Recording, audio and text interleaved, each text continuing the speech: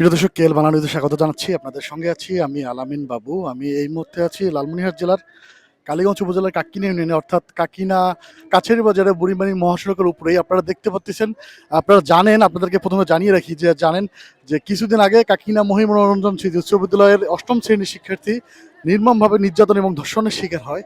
সেই নির্যাতন ধর্ষণের প্রতিবাদে কিন্তু আজ কাকিনা স্কুলের শিক্ষার্থীরা কিন্তু এই মানববন্ধনে দাঁড়িয়েছে তার বিচারের দাবিতে এবং আসামি দ্রুত গ্রেপ্তারের দাবিতে। কিন্তু তারা কিন্তু এই মানববন্ধনটিতে দাঁড়িয়েছে, সেটাই আপনাদেরকে দেখানোর চেষ্টা করতেছি। এখানে স্কুল শিক্ষার্থীদের পাশাপাশি অভিভাবকরা রয়েছে, অভিভাবক সহ উত্তরমারা কলেজের শিক্ষার্থীরাও এখানে উপস্থিত রয়েছেন। আমরা তাদের সাথে কথা বলে জেনেছি যে তারা কিন্তু দ্রুত আসামি গ্রেপ্তার এবং সঠিক বিচারের দাবিতে কিন্তু তারা কিন্তু এই মানববন্ধনে দাঁড়িয়েছে।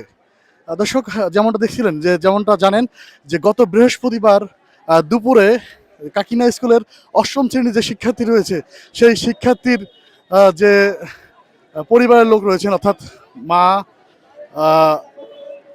এবং খালা, তারা কিন্তু তাদের পরিবারের ছোট একটি বাচ্চার চিকিৎসার জন্য লালমনিরহাটে গিয়েছিলেন সদরে।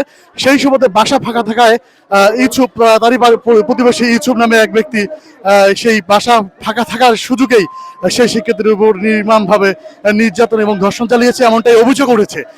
সেই আসামি গ্রেপ্তারের দাবিতে কিন্তু এই কাকিনা মহিমনোরঞ্জন স্মৃতি উচ্চ বিদ্যালয়ের যে শিক্ষার্থীরা রয়েছে, সেই শিক্ষার্থীরা কিন্তু মানববন্ধনে দাঁড়িয়েছে। দ্রুত আসামি গ্রেপ্তার এবং আসামির সর্বোচ্চ শাস্তি নিশ্চিত করার দাবিতে কিন্তু এই শিক্ষার্থীরা কিন্তু তারা কিন্তু এখানে মানববন্ধন দাঁড়িয়েছে।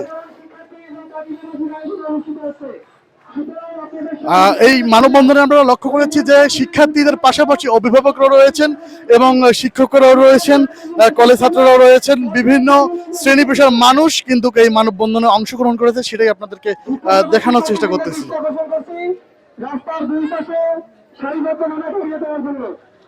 দর্শক, যেমনটা দেখছিলেন যে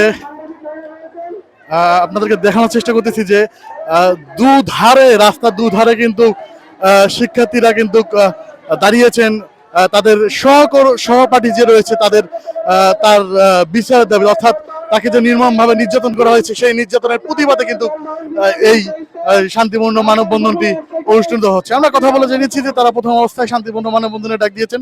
আসামি গ্রেপ্তার যদি না হয় তাহলে তারা আরো কঠোর থেকে কঠোর পদক্ষেপ নেবেন, এমনটাও তারা জানিয়েছেন। সেটাই আপনাদেরকে দেখানোর চেষ্টা করতেছি।